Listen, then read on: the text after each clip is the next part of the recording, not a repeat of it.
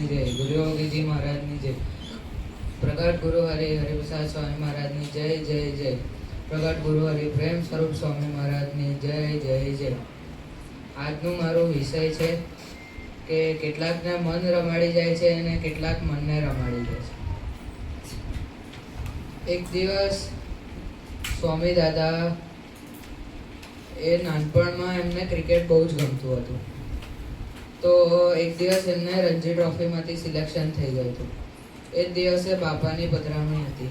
તો પછી યોગી બાપા આવ્યા અને એમને કીધું કે સ્વામી મારું રણજી ટ્રોફીમાં સિલેક્શન થઈ ગયું છે. તો સિલેક્શન બોલતા જ યોગી બાપાએ એવું કીધું કે તમારું સિલેક્શન તો શાસ્ત્રીજી મહારાજે કરી દીધું છે. તો એ જ ટાઈમે એમને એમનું ક્રિકેટનું બધું સામાન સાઈડમાં મૂકી દીધું અને યોગી બાપાની સેવામાં એમનું જીવન સમર્પિત કરી દીધું. અને બીજું એક દિવસે ભગવાન સ્વામિનારાયણ એક ઝાડ નીચે સભા કરતા હતા.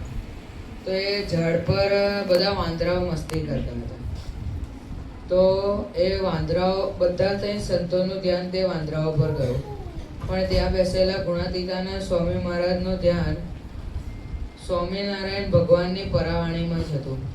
એમને એમનું મન એટલું સ્થિર કરી દીધું હતું કે બીજે કશે જે બી થતું હોય પણ એમનું ધ્યાન ભગવાન સ્વામિનારાયણ પરથી હટ્યું જ નહીં. એટલે કહેવાય કે એમણે એમનું મન રમાડી દીધું.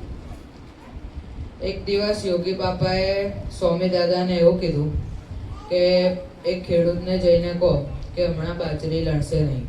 તો સ્વામી દાદા ગયા અને પેલા ખેડૂતને એવું કીધું કે તમે હમણાં બાજરી લણશો નહીં. પછી એ પાછા આવ્યા. પછી યોગી બાપાએ એમને પાછું કીધું કે પાછું પેલા ખેડૂત પાસે જાઓ અને એમને કહો કે બાજરી લણશે નહીં.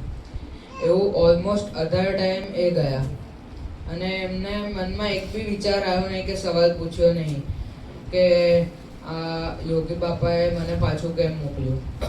એમને સંતે જે કીધું એમની આજ્ઞા પાડી.